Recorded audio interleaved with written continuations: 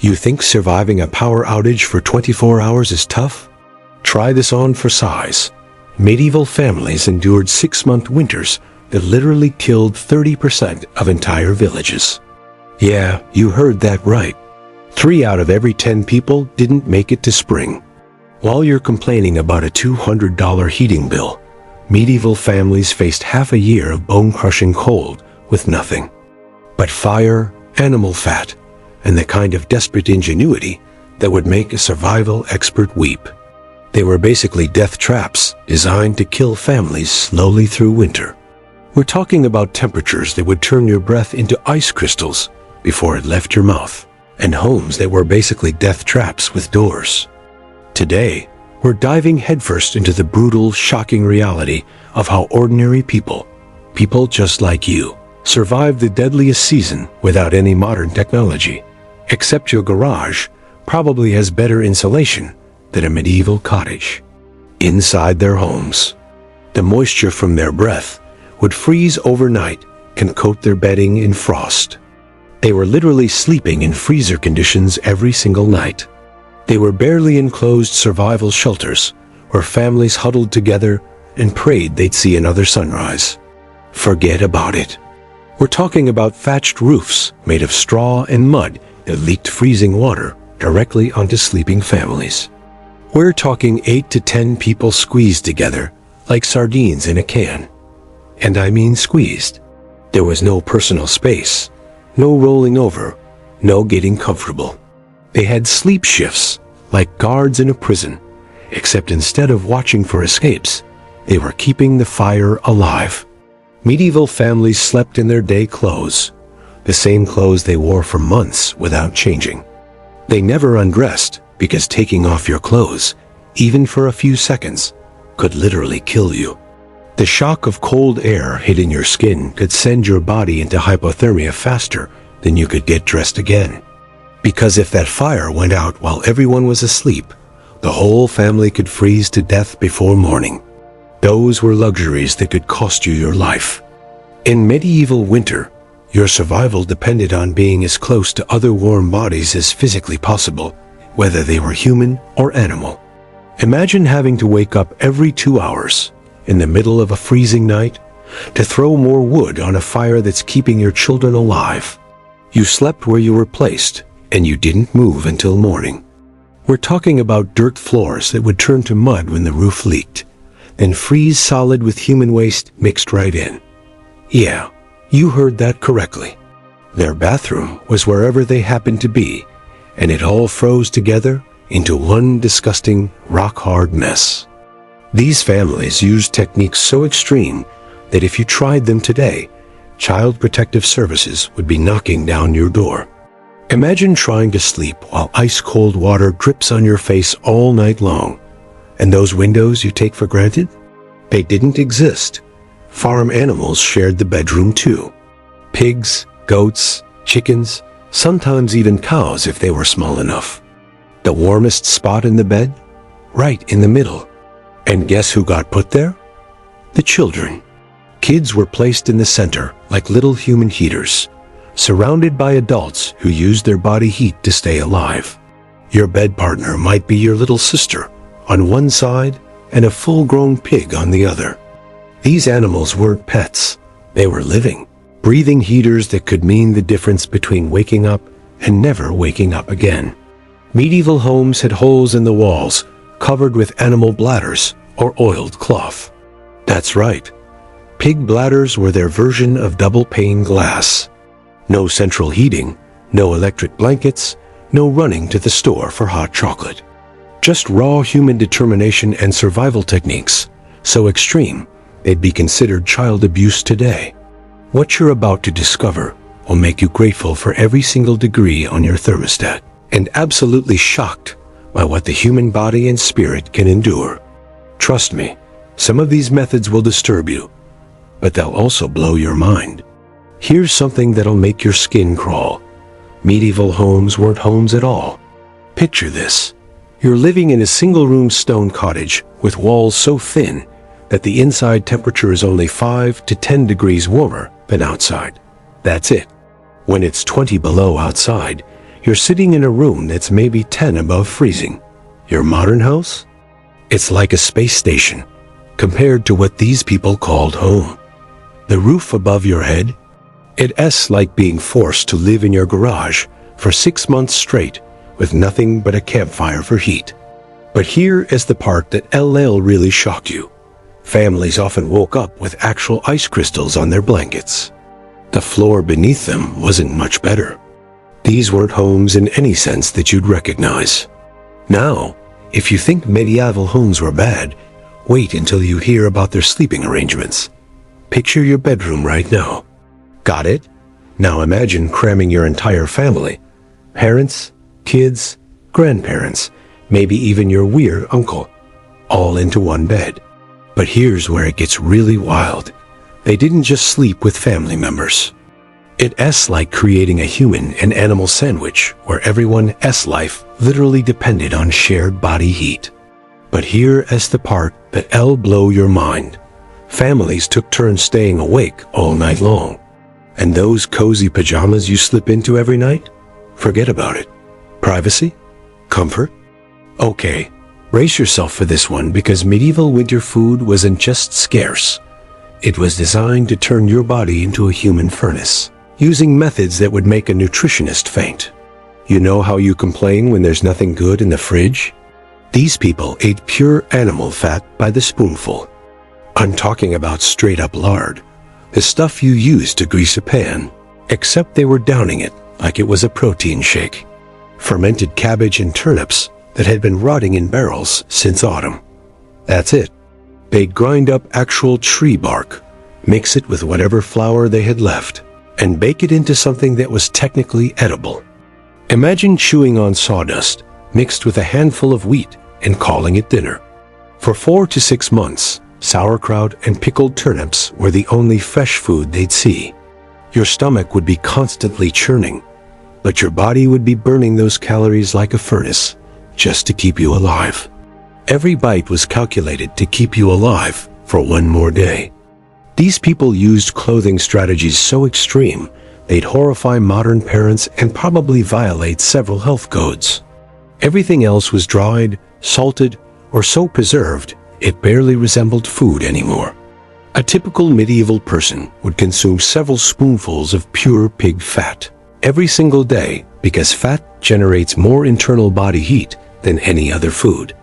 Bear pelts, wolf skins, rabbit fur, whatever they could kill or trade for. Your skin would be constantly irritated, probably infected, and definitely crawling with lice.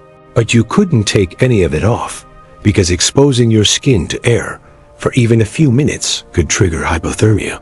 They got ermine and fox fur, the luxury version of this nightmare. Every thread, every patch, every disgusting layer of animal fat was a barrier between you and the grave. Poor families made do with rat pelts, rabbit skins, and whatever roadkill they could scrape together. But rich or poor, everyone looked like they'd been attacked by a furry monster and decided to wear its remains. Medieval families wore the same outfit for the entire winter. We were talking 4 to 6 months without ever taking anything off.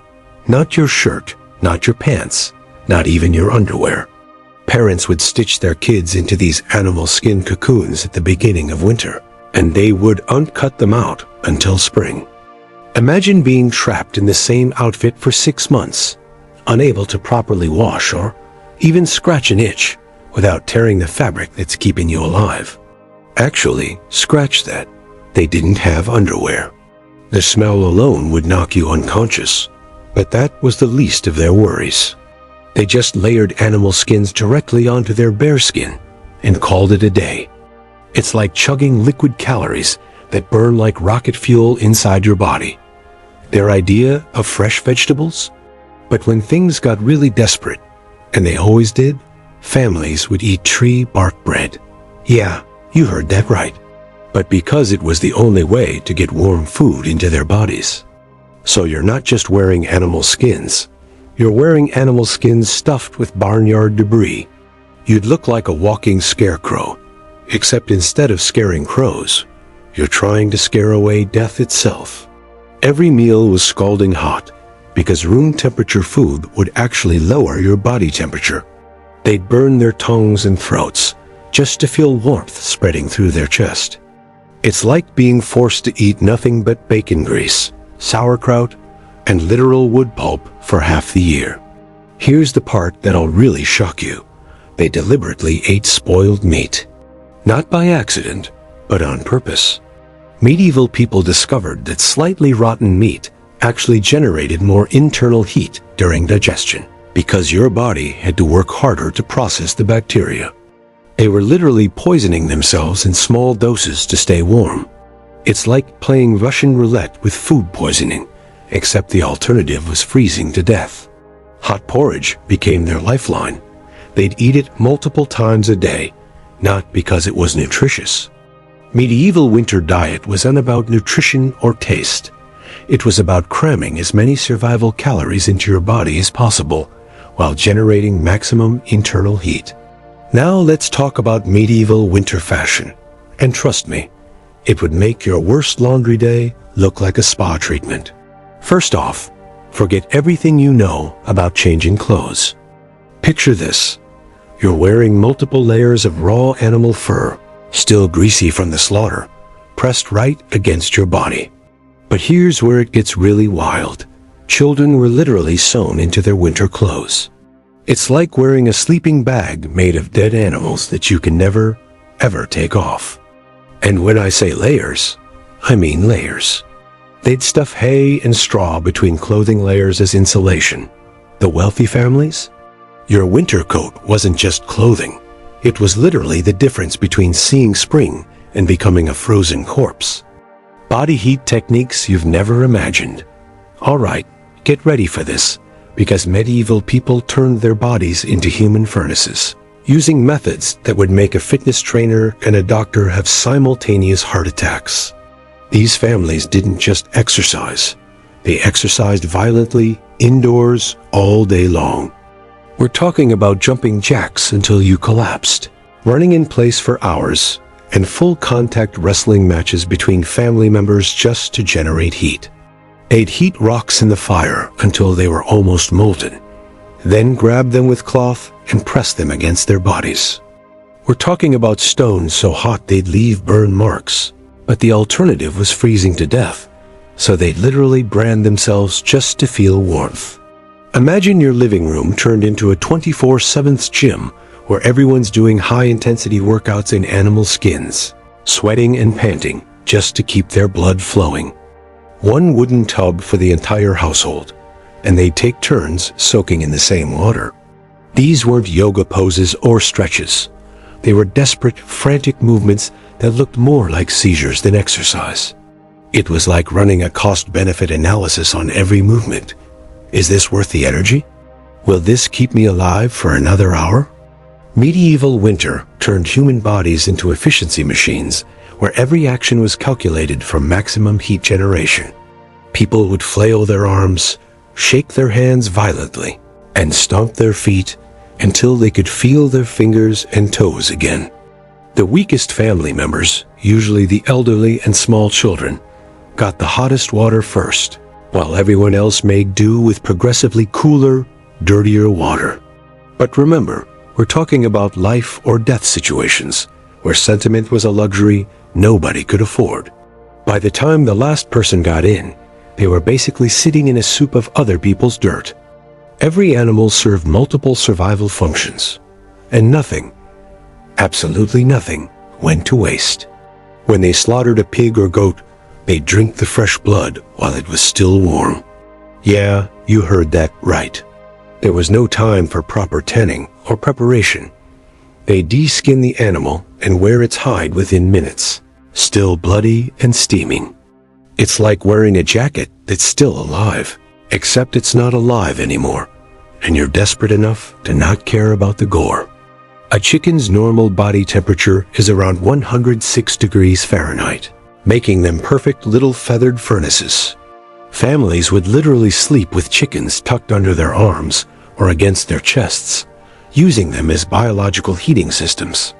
They're complete survival ecosystems that provide heat, nutrition, shelter, tools, and medicine all at once.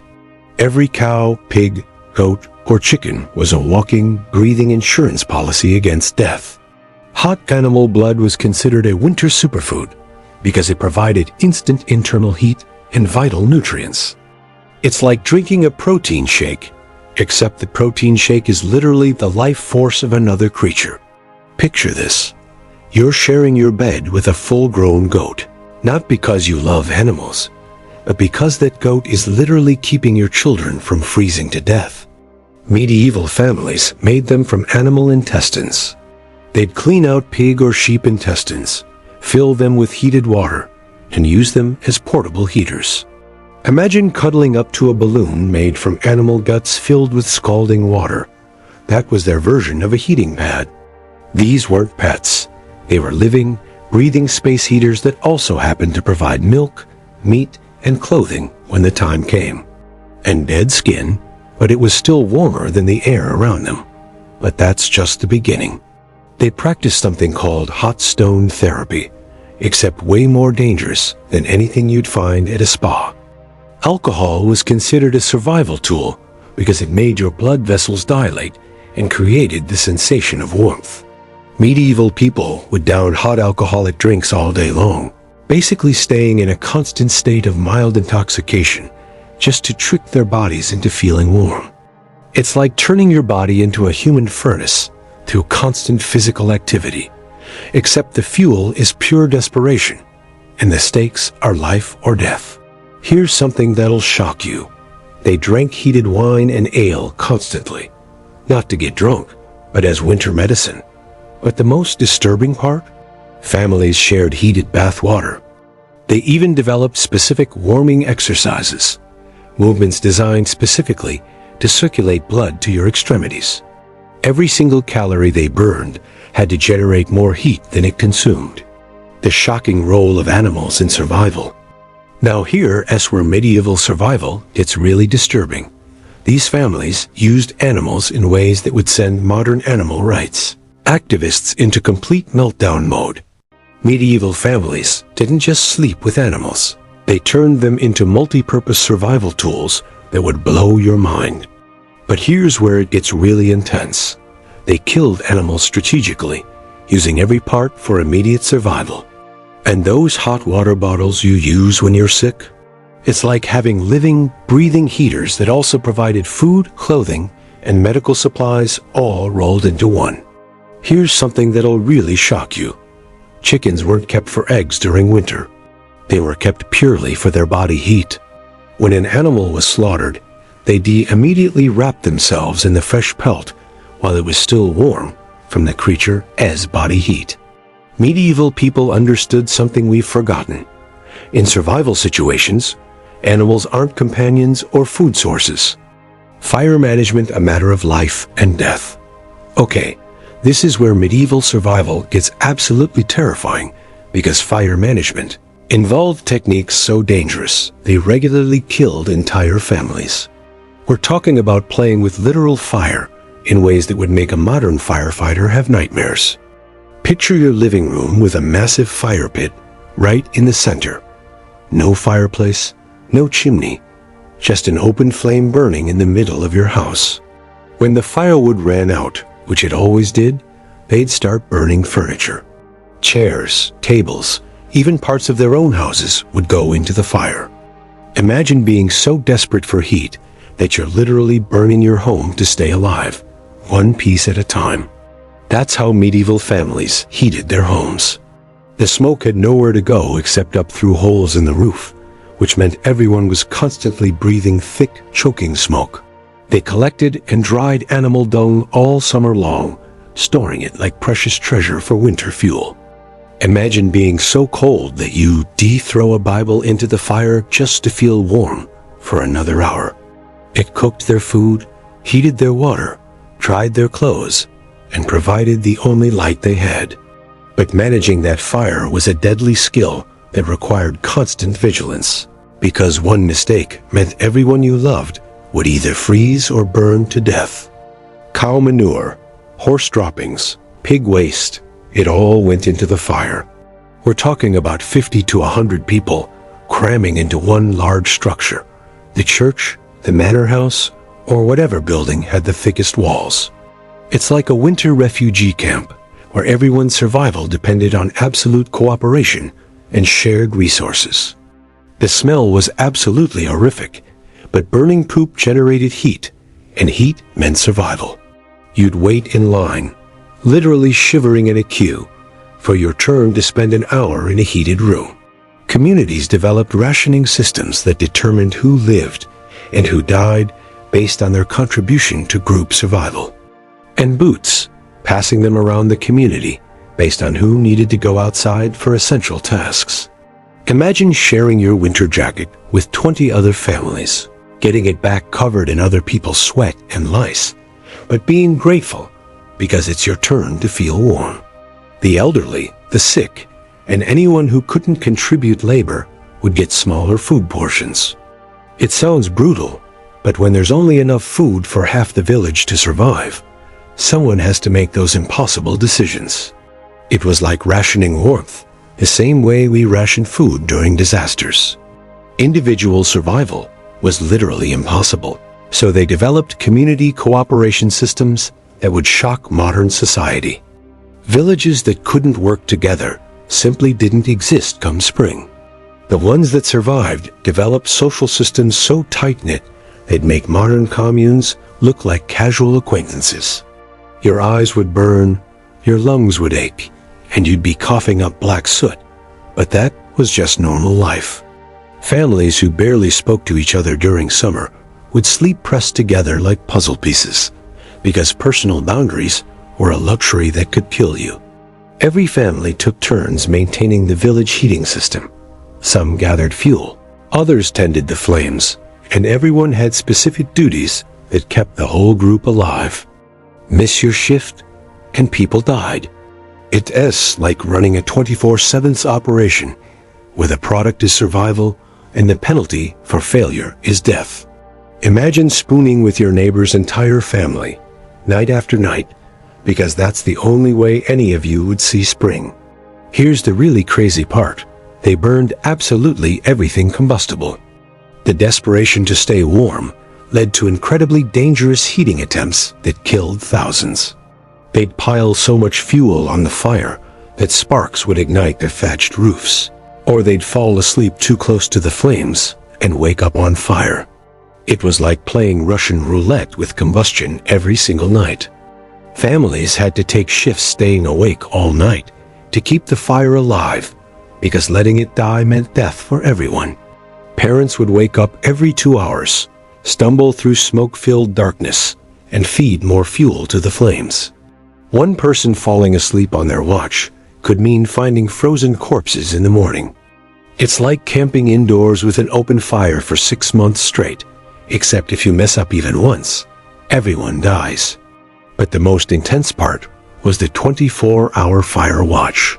Here is something that'll blow your mind. More medieval families died from house fires than from freezing. And when I say they burned everything, I mean everything. They'd even burn books, religious texts, anything made of paper or wood.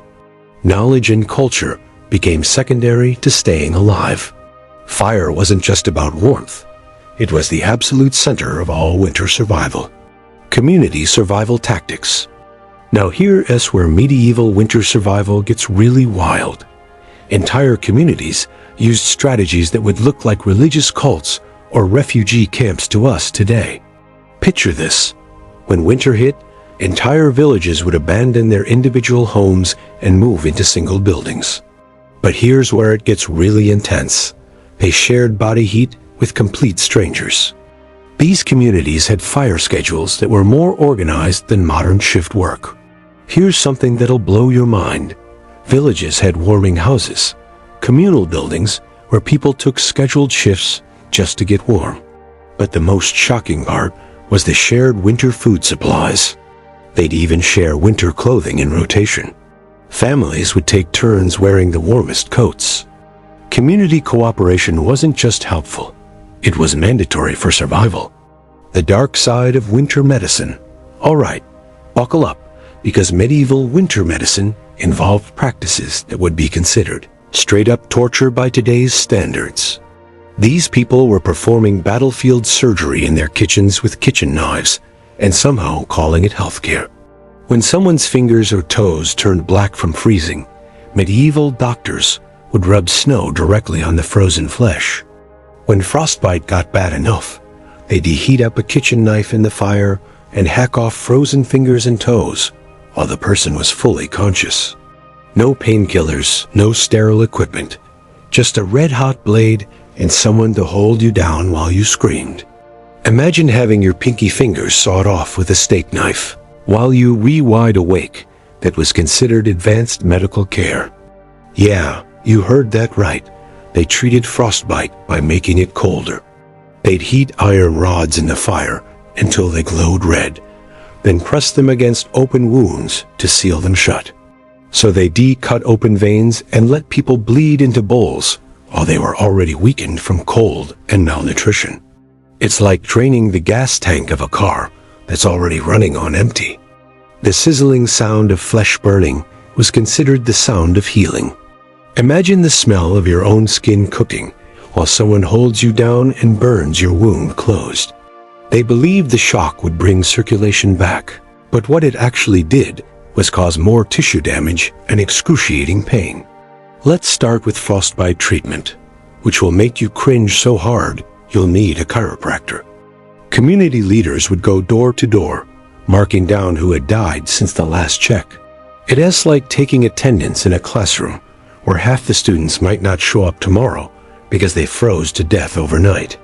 Every treatment was a gamble where the cure might kill you faster than the disease. But here's where it gets really brutal. Amputation without anesthesia was just Tuesday for these people. Neighbors would break down doors to find whole households that had died together, still huddled around cold fire pits, preserved like ice sculptures until the thaw.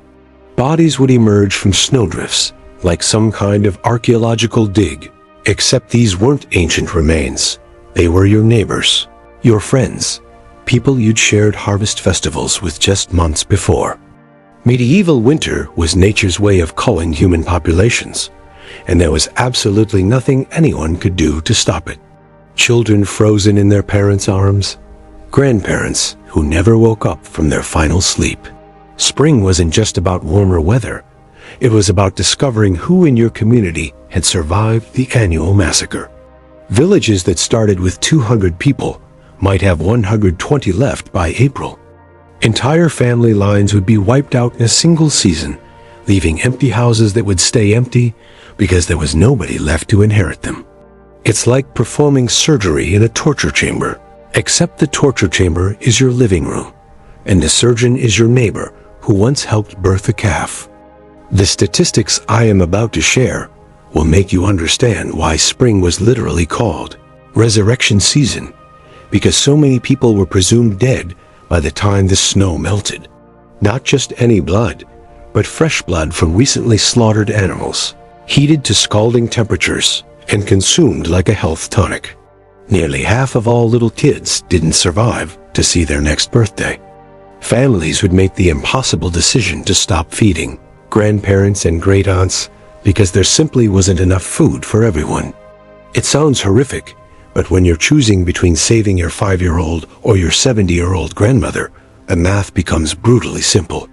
We're talking about mortality rates that would make a modern pandemic look like a minor inconvenience. Imagine living in a world where losing 2 out of every 5 children was just considered normal winter casualties. No Novocaine, no proper instruments, just heated pliers and the hope that you pass out from pain before you died from shock. They believed hot blood would replace their cold blood and restore their strength. It's like a medieval energy drink made from literal life force. Here is something that all really shock you. They drank heated animal blood as medicine for winter weakness. Winter tooth extraction was another nightmare scenario. Infected teeth were a death sentence because the infection could spread to your brain, so they'd yank them out with crude metal tools. They used heated metal tools for everything, cauterizing wounds, stopping bleeding, even treating infections. But perhaps the most disturbing practice was winter bloodletting. They believed that removing bad blood would help the body generate fresh, warm blood.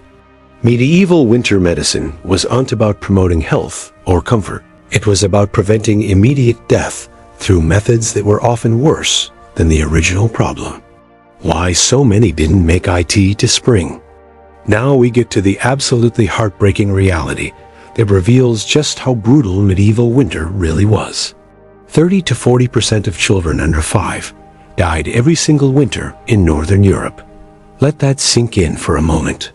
But here is where it gets even darker. Elderly people were often abandoned or left to die when food supplies ran low. Villages kept actual death counts throughout winter, tracking who is still alive like some kind of morbid inventory system. It's like a natural disaster that lasted 6 months and killed 1 in 3 people, except it happened every single year with the reliability of a calendar. Here is something that'll haunt you. Entire families were regularly found frozen solid in their homes when spring arrived. The spring thaw revealed the true horror of medieval winter. Medieval communities developed something called spring counting, where survivors would literally count how many people made it through winter. The psychological trauma was unimaginable. Survivors would emerge from winter, having watched their children, parents, and siblings die slowly from cold and starvation. This wasn't just cold weather. This was a mass extinction event that happened every year with the predictability of seasons. How modern heating changed everything. So there you have it, the absolutely brutal, shocking reality of how medieval people survived winter using methods that would horrify, disgust, and amaze us today. We've covered families sleeping with farm animals, drinking hot animal blood, burning their own furniture, and literally sewing children into their clothes for months at a time. The desperate body heat techniques that turned families into human furnaces. The community survival tactics that looked like refugee camps. The winter medicine that was basically medieval torture. Before modern heating systems, winter was literally a 6-month battle against extinction that killed millions of people every single year. The invention of reliable home heating is probably the single most life-saving technology in human history, and most of us never even think about it. Remember the families who burned their furniture to stay alive, who slept with pigs for warmth, who drank animal blood just to feel heat in their stomachs. And the heartbreaking reality that 30 to 40% of children simply didn't make it to spring. Every warm room, every hot meal, every night you sleep without fear of freezing to death is a miracle that billions of people throughout history never experienced. The warmth you're feeling right now as you listen to this, that's not just heated air. That's the difference between civilization and survival, between comfort and death, between the modern world and the brutal reality that shaped human history for thousands of years. We've seen communities where half the population died every year, where medical treatment involved red-hot knives. You're paying for the privilege of surviving winter without having to drink pig blood, sleep with farm animals, or watch your children freeze to death in your arms. And no anesthesia, and where sharing body heat with strangers was the difference between life and death. Think about everything we just went through. The single-room stone death traps they called homes. Medieval families would have traded everything they owned, their homes, their animals, their children, as future, for just 1 hour of the warmth you take for granted every single day. Now look around your house right now. Feel that warm air flowing from your vents. Notice how you can walk around in a t-shirt and shorts in the middle of January. Think about how you can flip a switch and instantly have light, turn a dial and immediately have heat, open a fridge and grab fresh food that would have been impossible luxuries for medieval families. Central heating didn't just change how we stay warm. It eliminated winter as a season of death. Your biggest winter complaint is probably a high heating bill or having to scrape ice off your windshield. The next time you're tempted to complain about your heating costs, remember the medieval mother who had to choose between feeding her elderly father or her 5-year-old daughter. We live in the most comfortable period in human history, surrounded by technologies that our ancestors would have considered literal magic. Medieval families would have paid anything, absolutely anything, for just 1 hour of your winter comfort. So the next time your heating bill seems high, just remember, you're not paying for heat.